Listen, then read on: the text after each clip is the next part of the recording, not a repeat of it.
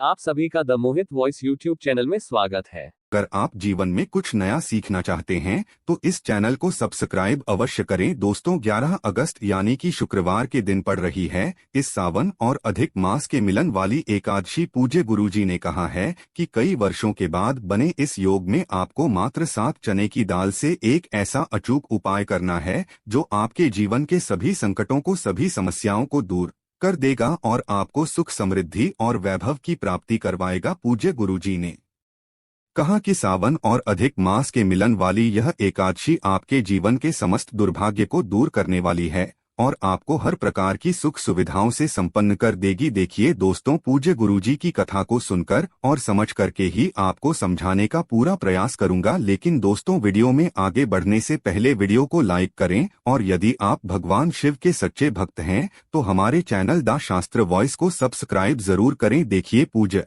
गुरुजी अपनी प्रत्येक कथा में इस बार अधिक मास के महत्व का वर्णन करते हैं। अधिक मास की बहुत अधिक महिमा है, इसीलिए पूज्य गुरुजी प्रत्येक दिन अपनी कथा में बताते हैं कि सावन मास और अधिक मास की इन विशेष तिथियों पर आपको यह विशेष उपाय जरूर करना चाहिए। देखिए, इस वीडियो में हम पूज्य गुरुजी द्वारा बताए गए 2 विशेष उपायों के बारे में बात करेंगे। पहला उपाय उन लोगों को करना है जिनके जीवन में संकट बहुत अधिक है, समस्याएं बहुत अधिक है, जिन लोगों के जीवन में कार्य को शुरू करने से पहले कोई ना कोई संकट आ जाता है, तो उन लोगों को यह पहला उपाय अवश्य करना है। और दूसरा उपाय उन लोगों को करना है जिन्हें अपने जीवन में सुख, समृद्धि और वैभव की प्राप्ति करना है, यानी कि धन धान्य की प्राप्ति करना है। चलिए दोस्तों, बात करते हैं गुरुजी द्वारा बताए गए पहले खास उपाय के बारे में। देखिए, पहले महा उपाय को करने के लिए सबसे पहले आपको मात्र 7 चने की दाल लेना है। चने की दाल को लेते समय आपको एक विशेष बात का ध्यान रखना है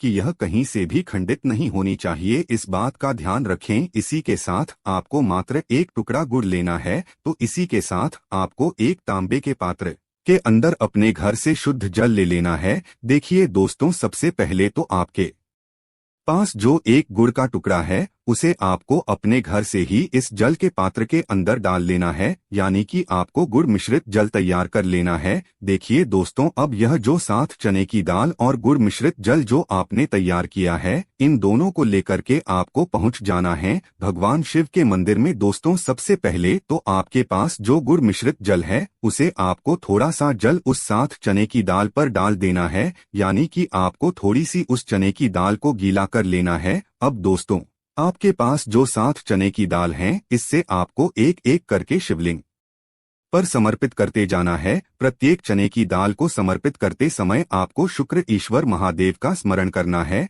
देखिए दोस्तों, गुरु जी ने कहा है कि जो भी व्यक्ति एकादशी के दिन शिवलिंग पर अगर चने की दाल समर्पित कर देता है, शिवलिंग पर चने की दाल समर्पित करता है, तो वह स्वर्ण से कम नहीं होती है। यानी यदि आप स्वर्ण अर्पित नहीं कर सकते हैं तो केवल आप चने की दाल ही अर्पित कर देना, आपको उतना ही पुण्य प्राप्त होगा। यानी कि यदि आप एकादशी के दिन चने की दाल भगवान शिव को अर्पित करते हैं तो आपको स्वर्ण के बराबर ही पुण्य यह प्राप्त होता है। तो आपको 7 चने की दाल शुक्र ईश्वर महादेव का स्मरण करते हुए एक एक करके समर्पित कर देनी है। अब दोस्तों, आपके पास से तांबे के पात्र के अंदर शुद्ध जल आपको प्रार्थना करनी है कि आपके जीवन में जो भी दुर्भाग्य है वह सभी दूर हो जाए। आपके जीवन में जो भी भाग्य आपका साथ नहीं दे पा रहा है तो आपका भाग्य साथ देने लगे। आपकी जो भी दुकान हो या फिर आपकी नौकरी हो उसमें आपको सफलता मिल जाए, ऐसी कामना करते हुए और श्री शिवाय नमस्तुभ्य है इस मंत्र का जाप करते हुए यह जल आपको शिवलिंग पर समर्पित कर देना है।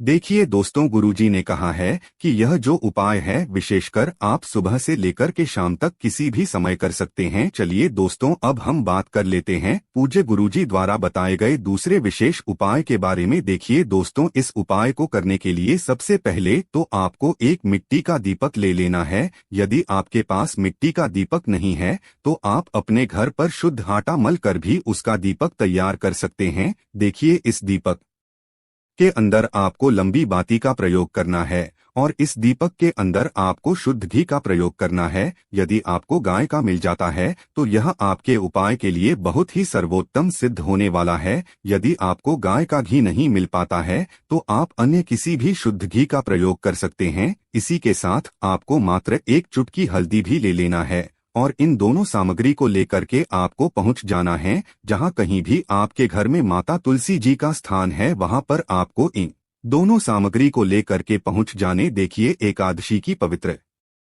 तिथि, इसीलिए ना तो हम तुलसी जी को स्पर्श कर सकते हैं, ना ही उनमें कोई भी सामग्री अर्पित कर सकते हैं। देखिए गुरु जी ने कहा है कि इस उपाय को आपको विशेषकर सूर्यास्त के बाद ही करना, यानी कि आपको रात्रि के समय इस उपाय को कर लेना है। देखिए सबसे पहले तो आपको यह दीपक ही माता तुलसी जी के वहां पर प्रज्वलित कर देना है। दीपक आपको इस प्रकार से प्रज्वलित करना है कि माता तुलसी को किसी भी प्रकार की हानि न पहुंचे। दीपक को प्रज्वलित करते समय लगातार आपको ओम नमो भगवते वासुदेवाय नम इस मंत्र का जाप करते रहना है।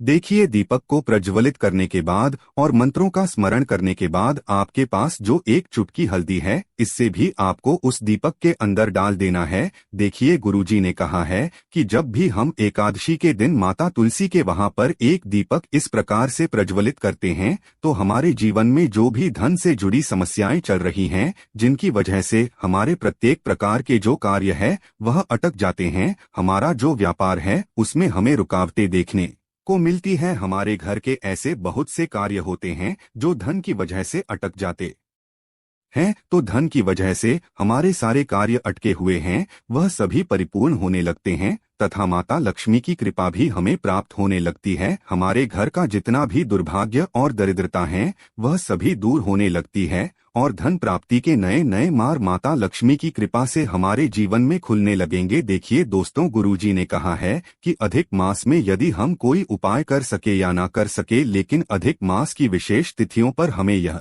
विशेष उपाय जरूर करने हैं, क्योंकि सावन का अधिक मास लगभग 19 वर्षों के बाद आया है।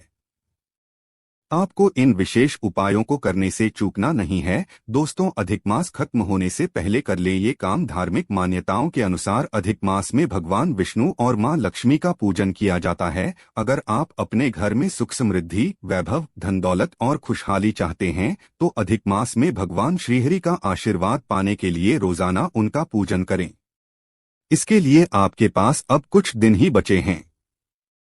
ऐसे में अधिक मास में कुछ उपाय आपके लिए बेहद ही लाभकारी साबित हो सकते हैं। अधिक मास में करें ये उपाय। अधिक मास खत्म होने में कुछ ही दिन बचे हैं और इस दौरान 12 अगस्त को परमा एकादशी का व्रत आ रहा है जो कि भगवान विष्णु को समर्पित है। और अगर आप उनकी कृपा पाना चाहते हैं तो परमा एकादशी का व्रत रखें, इससे धन दौलत और यश की प्राप्ति होती है। इसके अलावा अधिक मास का शुक्रवार भी बेहद महत्वपूर्ण है और इस दिन यदि विधि विधान से मां लक्ष्मी का पूजन किया जाए तो वह प्रसन्न होती हैं। मां लक्ष्मी का पूजन करते समय उन्हें खीर का भोग जरूर लगाएं। वहीं भगवान विष्णु को पूजन करते समय उन्हें तुलसी के पत्ते अवश्य अर्पित करने चाहिए। ऐसा करने से आर्थिक स्थिति मजबूत होती है और दाम्पत्य जीवन में भी खुशहाली आती है। अधिक मास में मां लक्ष्मी की कृपा पाने के लिए रोजाना तुलसी का पूजन करें और शाम के समय तुलसी में घी का दीपक जरूर जलाएं। इससे घर में सुख शांति बनी रहती है। अधिक मास समाप्त होने में कुछ ही दिन बाकी हैं।